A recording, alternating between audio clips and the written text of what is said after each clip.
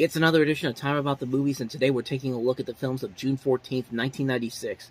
We have 4 movies to look at today, so let's just jump on into it. We'll start off with the biggest new release of the weekend, Ben Stiller's directorial effort, Jim Carrey and Matthew Broderick in the comedy The Cable Guy. So The Cable Guy is a very interesting piece of history for a number of the people involved in this. When it came out, it was not the biggest hit critically or financially. It did make money, but it was seen as a major disappointment considering Jim Carrey's star power at that point. It actually, some people thought it kind of killed his career, but he would eventually bounce back the year later with Liar Liar.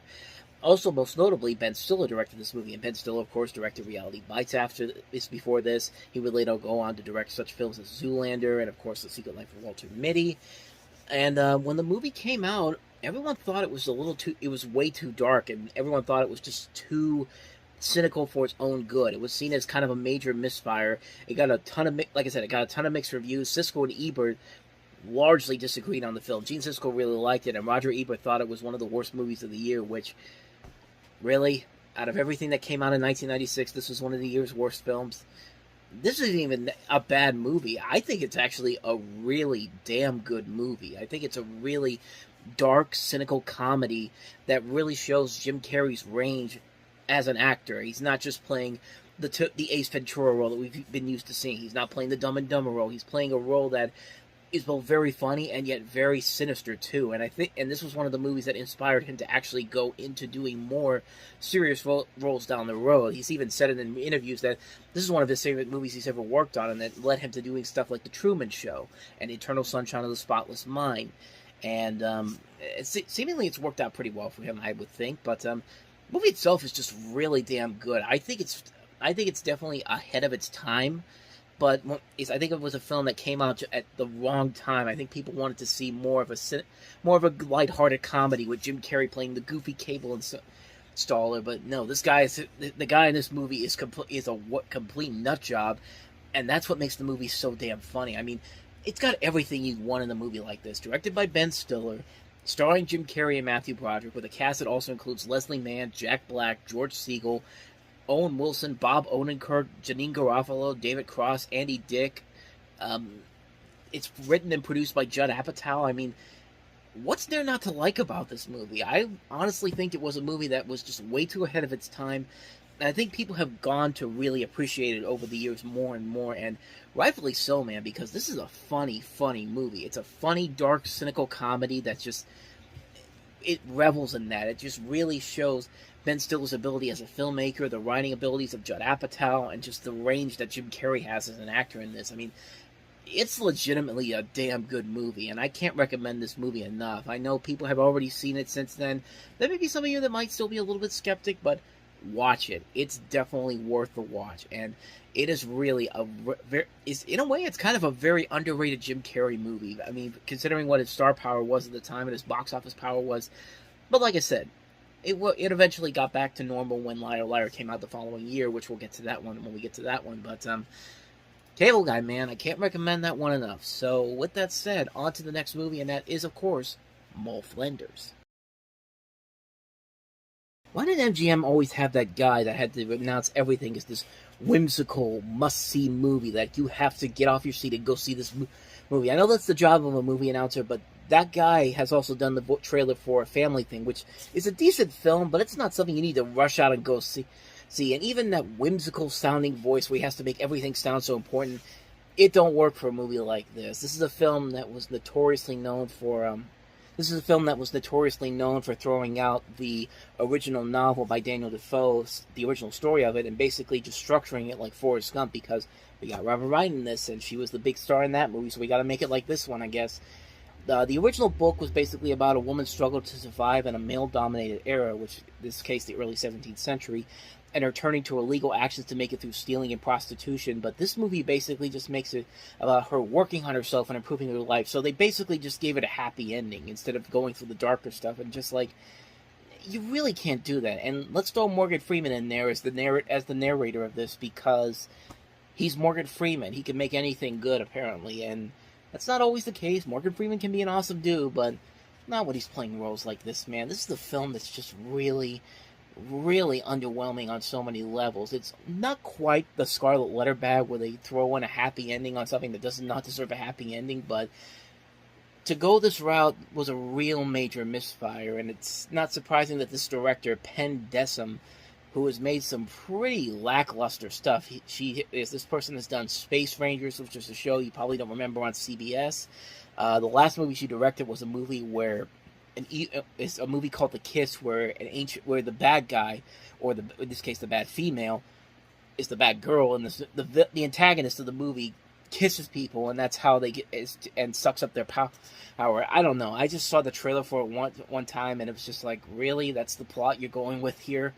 And yeah, this movie is not that great of a film. This filmmaker is not really that good of a filmmaker either, and here's an example of why she's not a good director. She takes a story that could be very interesting and very intriguing and tries to make it a very happy film, and it's just not something that works in this situation. It's been a long time since I've seen this movie, and the last time I remember not liking it at all.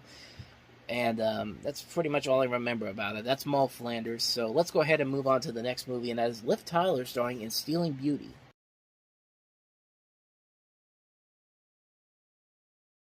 As you can see, it's directed by the same man that did The Last Emperor and Last Tango in Paris.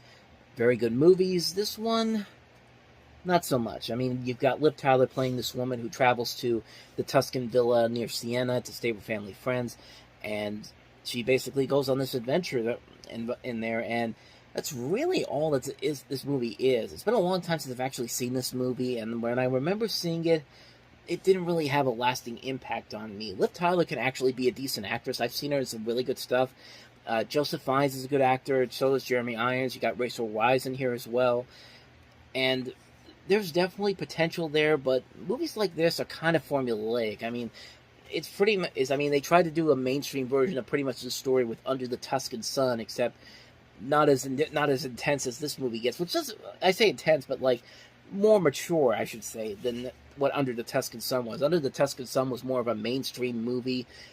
This is more of a little bit more of a risque film. And for Liv Tyler, she was 19 when this movie was made. Actually, was she 19 when this movie was made? Maybe that's just the character. Yeah, she was 19 when this movie came out. She even fought hard to not appear topless in the movie, saying that the thought of showing your body is a terrifying thought. She found it terrifying, let alone the whole world, and she fought it until the very end. I actually don't remember if she ever got naked in this. I doubt it. Like I said, it's been a while since I've seen this movie, and from what I remember, it's not really all that memorable. There's just you remember mostly the cover and the poster for it, with Liv Tyler just sitting there with the house behind her, and that's pretty much about all I remember from it.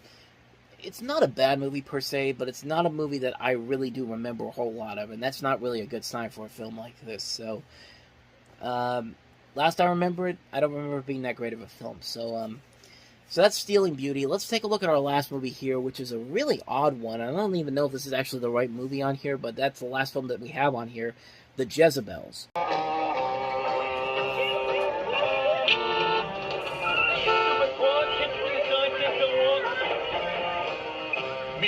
Okay, while you were watching the trailer, I did some more research, and it's actually called The Switchblade Sisters. It was, as you can tell, it's an exploitation film made from the time when the exploitation film was the norm, 1975, and you're following the lives of these high school age female gang members. From what I read here, the movie was not a success when it came out, but it did garner a cult following, and the reason why it got a re-release in 1996 was because of Quentin Tarantino. Of course, Quentin Tarantino had just done Pulp Fiction, and he put it out under his Rolling Thunder Pictures label, and Miramax re-released the film this weekend. And this version of the film contains an audio commentary by the director Jack Hill and Tarantino. That's really all I know about it. I haven't really seen a whole lot of these exploitation movies from the 70s or before then. I mean, it's something that it's just nothing that Toy Boat. It's just nothing that was really under my radar is to see these movies. I never had the real urge to watch these films. I knew they existed. I just never really got around to actually seeing them. But Some notable things about the movie. Janice Carmen is a name that you may not be familiar with unless you watched Alvin and the Chipmunks in the 70s and 80s, and of course she's the co-creator of Alvin and the Chipmunks with her husband Ross Bagdasarian Jr. She's in this movie, and Don Stark from that 70s show is also in the film as well. So that's a couple of little bits of interesting information I have on this, but yeah, other than that, though, I don't really know too much about these movies. I don't know if this is actually kind of good or not, but I mean, some of these movies I know could be kind of fun. So to watch for it is so bad it's good type of level, but I don't know if this is one of those films, honestly. And that's really all I've got for you on this one here. That's the Jezebels or the Switchblade Sisters or whatever the hell you want to call it, because it's got like 4 different titles here. Maggie Stiletto Sisters is another one, and The Warriors 2, Las Navajeras, which I don't think this has anything to do with the Warriors, but bottom line, it's the Jezebels or Switchblade Sisters. And so on that note, we wrap up another edition of Time About the Movies. Next time we meet, we've got 5 movies, including Arnold Schwarzenegger in Eraser, Disney's latest animated feature, and probably its most boldest animated feature at that point, The Hunchback of Notre Dame. We also have John Sayles' Lone Star, The Search for One-Eyed Jimmy, and A Perfect Candidate. So 5 movies to look at next time. We'll delve into those on the next episode. But until then, thank you very much for watching, and as always, if you want to see more videos like this, hit the playlist on the next page, check out the previous episode, and I'll see you guys tomorrow for another episode. So thank you very much for watching. I'll see you next time, and until then, as always, take care.